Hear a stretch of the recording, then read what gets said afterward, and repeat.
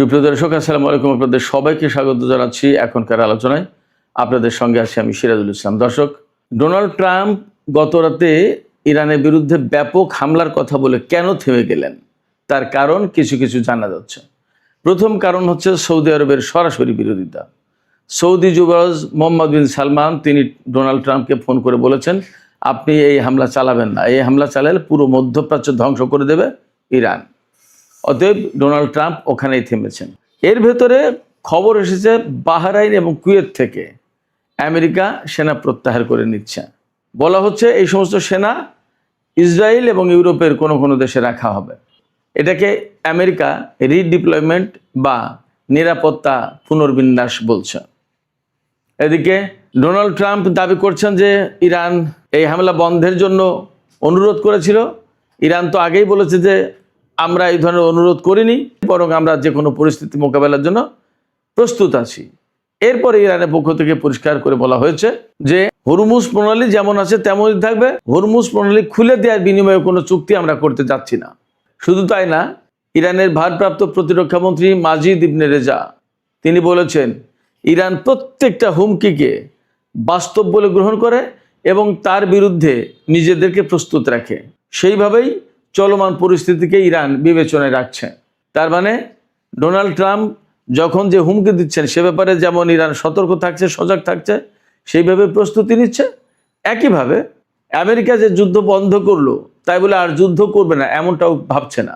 এদিকে ইরানের একজন সংসদ সদস্য, তার নাম হচ্ছে ইব্রাহিম আজিজি, ইরানের সংসদের যে পররাষ্ট্র সম্পর্ক বিষয়ক কমিটি আছে সেই কমিটির মুখপাত্র ইব্রাহিম আজিজি তিনি বলেছেন আমেরিকা গত রাতে যদি ইরানের উপর হামলা করত তাহলে ইরান পুরো মধ্যপ্রাচ্য জুড়ে এমনভাবে হামলা করত যে মধ্যপ্রাচ্যের সমস্ত অবকাঠামো একদম প্রস্তর যুগে চলে যেত।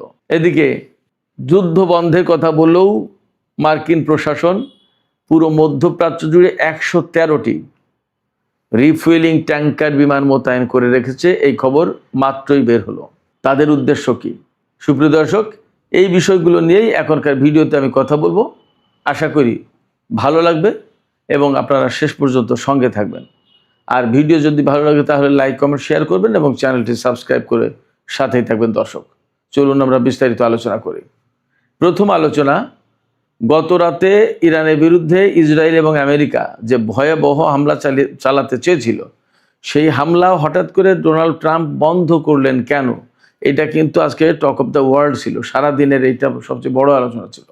এই ব্যাপারে যে সমস্ত জায়গা থেকে, যে সমস্ত গণমাধ্যম থেকে খোঁজ পাওয়া যাচ্ছে, এ ব্যাপারে যে সবচেয়ে বড় যে বক্তব্য এসেছে সেটা হচ্ছে সৌদি যুবরাজ মোহাম্মদ বিন সালমান ডোনাল্ড ট্রাম্পকে ফোন করে বলেছেন আপনি এই হামলা চালাতে পারেন না, এই হামলা চালালে পুরো মধ্যপ্রাচ্য শেষ করে দেবে ইরান, আমাদের অত্র অঞ্চলের কোনো জ্বালানি অবকাঠামো ইরান রাখবে না, একদম শেষ হয়ে যাবে, পুরো মধ্যপ্রাচ্য আগুনে দাউ দাউ করে জ্বলবে।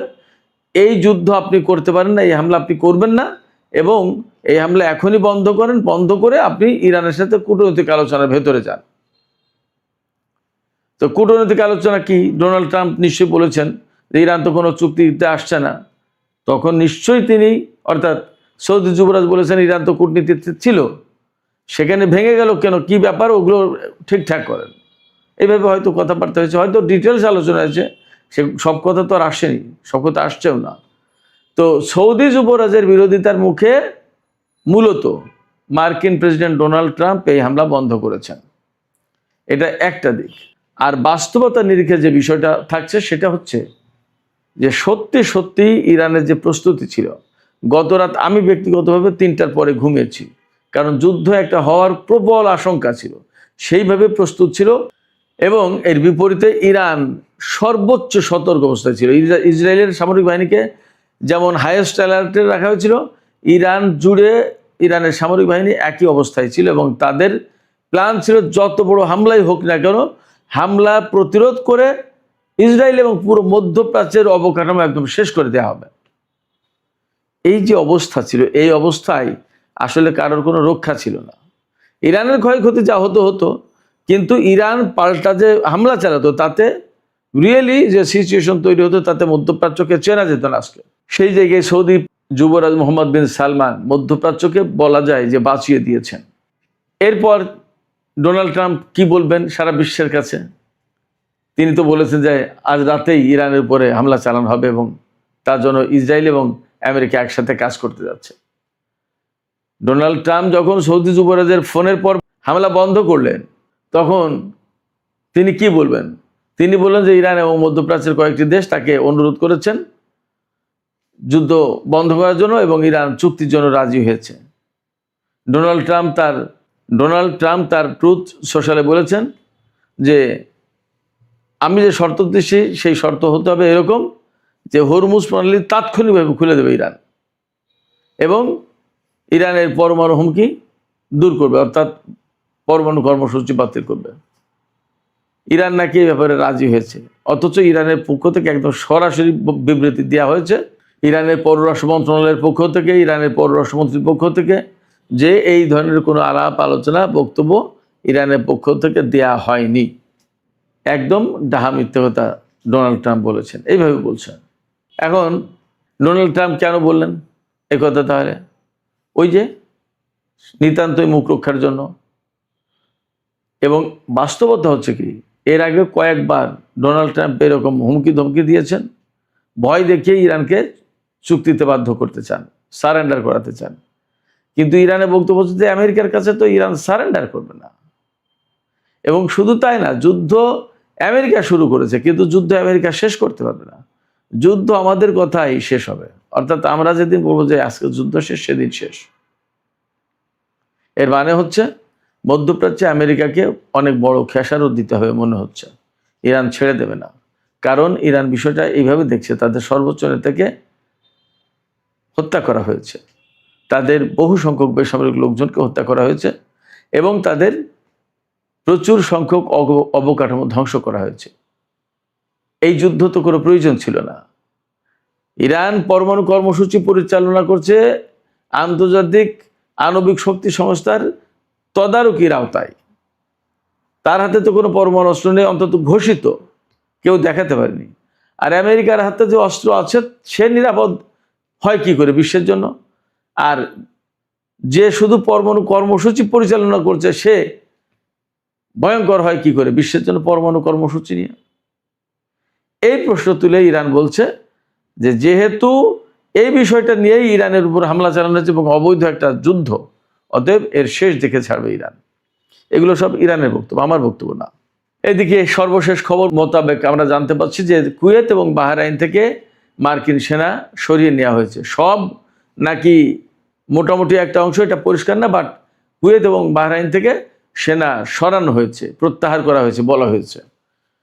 এই সেনাদেরকে কোথায় নেওয়া হয়েছে? এই সেনাদেরকে একটা অংশ নেওয়া হয়েছে ইসরায়েলে, আর একটা অংশ নেওয়া হয়েছে ইউরোপে। যখন ডোনাল্ড ট্রাম্প ইরানের বিরুদ্ধে হামলা বাতিল করেছেন বলে খবর প্রকাশ হচ্ছে বা তিনি বলছেন, তখন তিনি কুয়েত এবং বাহরাইন থেকে সেনা সরিয়ে ইসরায়েল এবং ইউরোপে মোতায়েন করেছে। তার মানে এখানে দুটো বিষয় হতে পারে। ইরানের ড্রোন, ক্ষেপণাস্ত্র এবং সামরিক বাহিনীর হামলার মুখে মার্কিন সেনারা টিকতে পারছে না। মধ্যপ্রাচ্যে কোনো ঘাঁটি আর নিরাপদ নয়। এই কারণে আমেরিকা তাদের সেনাদেরকে সরিয়ে নিচ্ছে, প্রত্যাহার করে নিচ্ছে। এটা একটা কারণ হতে পারে এবং এটা যথেষ্ট সম্ভাবনা বেশি, এটা বাস্তবতা। আর দুই হচ্ছে যে ইসরায়েল এবং ইউরোপে নিয়ে তুলনামূলক নিরাপদ দূরত্বে নিয়ে এদেরকে দিয়ে যুদ্ধ করাবে। ইসরায়েল থেকে তো ইরানের বিরুদ্ধে যুদ্ধ করবে, এই মার্কিন সেনারাই যুদ্ধ করবে সেখান থেকে, এবং ইউরোপের কোনো কোনো দেশ থেকে, যেমন ব্রিটেন, ফ্রান্স, ইটালি, জার্মানি, এ সমস্ত কিছু কিছু দেশ থেকে। সম্প্রতি নাম এসছে বুলগেরিয়ার, এ সমস্ত দেশের ঘাঁটি থেকে। ইরান তো বলে দিয়েছে ইউরোপের কোনো দেশ যদি আমেরিকাকে সহযোগিতা করে তাহলে সেই সমস্ত দেশের উপর হামলা চালানো হবে। দেখা যাক কি হয়। ব্রিটেন অবশ্য বলেছে যে তারা নিজেদের জাতীয় স্বার্থকেই প্রাধান্য দেবে আগে। সেক্ষেত্রে তারা যা আকার ইঙ্গিতে বোঝাতে চেয়েছে আমেরিকাকে তারা ঘাঁটি দিয়ে সহযোগিতা করবে না ইরানের বিরুদ্ধে হামলার জন্য। আমরা অপেক্ষা করি আসলে কি হতে যাচ্ছে। তো ইসরায়েলে যে মার্কিন সেনা মোতায়েন করা হয়েছে, যদি ইরাক থেকে, কুয়েত থেকে বা বাহরাইন থেকে সেনা প্রত্যাহার করা হবে তাহলে আমেরিকায় নিয়ে যাক, কেন ইসরায়েলে রাখা হচ্ছে? তার মানে এদেরকে দিয়ে ইরানের বিরুদ্ধে যুদ্ধ করানোর টার্গেট থাকতে পারে। এবং এরই অংশ হিসেবে সম্ভবত 113টি রিফুয়েলিং ট্যাঙ্কার মধ্যপ্রাচ্যে মোতায়েন করা হয়েছে মধ্যপ্রাচ্যের বিভিন্ন দেশে। কোথায় কোথায় উই ডোন্ট নো, বাট বলা হচ্ছে মধ্যপ্রাচ্যের বিভিন্ন দেশে। সেটা হতে পারে জর্ডান, ইসরায়েল তো আছেই, তুরস্ক হতে পারে, জানি না কোন কোন দেশে, আজারবাইজানে হতে পারে, কোথায় কোথায় আমরা শিওর না, দেখা যাক। তো এই পরিস্থিতিতে ইরানের উপরে যে আমেরিকা এখনো হামলা চালানোর চিন্তা করছে, এটা মোটামুটি পরিষ্কার। এই রিফুয়েলিং ট্যাঙ্কার এবং মার্কিন সেনা ইউরোপ আর ইসরায়েলের সরিয়ে নেওয়ার কারণে ধারণা করা হচ্ছে যে তারা ইরানের বিরুদ্ধে হামলা চালাতে চায়, বেটার টাইমের জন্য অপেক্ষা করছে। বাট ইরান কি করবে? ইরান ডোনাল্ড ট্রাম্পের এই কথায় একদম চুপ হয়ে যায়নি, এটা তাদের পক্ষ থেকে বলা হয়েছে। ইরানের ভারপ্রাপ্ত প্রতিরক্ষা মন্ত্রী মাজিদ ইবনে রেজা তিনি বলছেন যে ইরান শত্রুর হুমকিকে বাস্তব এবং বিশ্বাসযোগ্য বলে মনে করে এবং সেই কারণে যে কোনো হুমকিকে তারা সিরিয়াসলি নেয় এবং সেইভাবে প্রস্তুতি নেয়। তিনি এই কথা দিয়ে যা বলতে চেয়েছেন সেটা হচ্ছে এই যে আমেরিকা যে সমস্ত ধমকি দিচ্ছে, এগুলোকে কোনো সময় ইরান কম গুরুত্ব দিচ্ছে না, তারা এগুলোকে খুবই গুরুত্ব দিচ্ছে এবং খুব সিরিয়াসলি তার বিরুদ্ধে প্রস্তুতি নিচ্ছে। ডোনাল্ড ট্রাম্প যে বলেছেন যে আমরা যুদ্ধ বাতিল করলাম, ইরান এটাও বিশ্বাস করছে না। ইরান মনে করছে হয়তো এটা চালাকি হতে পারে, একটা কৌশল হতে পারে, আমাদেরকে বোকা বনে দিয়ে তারা আমাদের উপর হামলা চালাবে। অতএব আমেরিকা হামলা চালাক আর না চালাক, তাদের বিরুদ্ধে ইরান অল টাইম প্রস্তুত। ইরানের আমি আগেই বলেছি একজন সংসদ সদস্য ইব্রাহিম আজিজি তিনি বলেছেন যে আমেরিকা যদি গত রাতে হামলা চালাতো ইরানের উপরে, তাহলে মধ্যপ্রাচ্যের প্রত্যেকটা অবকাঠামো, বিশেষ করে বিদ্যুৎ, জ্বালানি এবং বিমান, এগুলোর কথাও আসছে, একেবারে ধ্বংস করে দেওয়া হচ্ছে। একদম স্টোন এজ, যেটা প্রস্তর যুগে পাঠিয়ে দেওয়া হতো, অর্থাৎ যখন আধুনিকতার কোনো ছোঁয়া ছিল না, ওইরকম একটা অবস্থা মধ্যপ্রাচ্যে তৈরি করে ফেলা হতো। মার্কিন প্রেসিডেন্ট ডোনাল্ড ট্রাম্প গতকাল কেন হামলা বন্ধ করেছে তার আরেকটা কারণ আছে। আল জাজিরা বলছে মার্কিন সশস্ত্র বাহিনীর চিফস অফ স্টাফের চেয়ারম্যান জেনারেল ড্যান কেইন তিনি উদ্বেগ প্রকাশ করে বলেছেন যে আমেরিকার হাতে এই মুহূর্তে যে পেট্রিয়ট ইন্টারসেপ্টর আছে বা থার্ড ইন্টারসেপ্টর আছে, তা দিয়ে বড় কোনো যুদ্ধ মোকাবেলা করা যাবে না। আন্তর্জাতিক যে নিরাপত্তা গবেষণা ইনস্টিটিউট ICIS যেটা, তারা বলছে আমেরিকার হাতে যুদ্ধের আগে 2300 অর্থাৎ 2300 পেট্রিয়ট ইন্টারসেপ্টর ছিল, এখন আমেরিকার হাতে মাত্র 827টি। এটা মারাত্মক রকমের উদ্বেগজনকভাবে কমে গেছে। তো ইরানের বিরুদ্ধে গত 5 মাসে যদি এতগুলো পেট্রিয়ট ইন্টারসেপ্টর চলে যায়, তাহলে থার্ড বা আদার কি অবস্থায়, থার্ডের অবস্থা আরও করুন। তাহলে আমেরিকার সাথে যদি চীনের বা রাশিয়ার বা আরও কারোর যুদ্ধ লেগে যায়, তাহলে তারা কি করবে? অথবা ইরান যদি আরও 5 মাস যুদ্ধ টেনে নিয়ে যায়, তখন তার হাতে তো কিছুই থাকবে না, তখন কি করবে? এখনই তো ইরাক বা মধ্যপ্রাচ্যের বিভিন্ন জায়গায় এমন অবস্থা যে সেখান থেকে পেট্রিয়ট সিস্টেম, থার্ড সিস্টেম সরিয়ে নেওয়ার কারণে ইরানের ক্ষেপণাস্ত্র, ড্রোন যাচ্ছে আর আসছে, কোনো ব্যাপারই না। এমনকি ইরানের বিমান দিয়ে বিভিন্ন জায়গায় টহল পর্যন্ত দেওয়া হয়েছে, আমেরিকা কিছু করতে পারেনি। এই অবস্থায় মার্কিন বাহিনী প্রকৃতপক্ষেই অস্ত্রের শস্ত্র অনেক দুর্বল হয়ে গেছে, এমনটাও বলা হচ্ছে। দেখা যাক কি পরিস্থিতি হয়। আগামী 2-1 দিনের ভেতরে আরও পরিস্থিতি অনেকটা ক্লিয়ার হবে। সুপ্রিয় দর্শক, এখনকার আলোচনা এখানে শেষ করতে চাই। আলোচনা শেষের আগে আপনাদের মতামত জানতে চাই। মার্কিন প্রেসিডেন্ট ডোনাল্ড ট্রাম্প বারবার বলছেন যে ইরান এবং মধ্যপ্রাচ্যের কয়েকটি দেশ অনুরোধ করেছে, তাই তিনি যুদ্ধ বন্ধ করেছেন।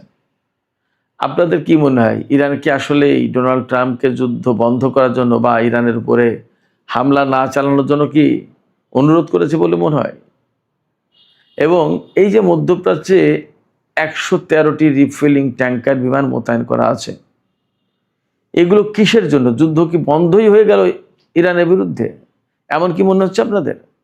আপনাদের মতামত জানিয়ে কমেন্টে লিখতে পারেন। আর ভিডিও ভালো লাগলে লাইক, কমেন্ট, শেয়ার করবেন এবং চ্যানেলটি সাবস্ক্রাইব করে সাথেই থাকবেন। দর্শক, এখনকার মতো আলোচনা এখানে শেষ করছি। আপনারা সবাই অনেক অনেক ভালো থাকুন। আল্লাহ হাফেজ।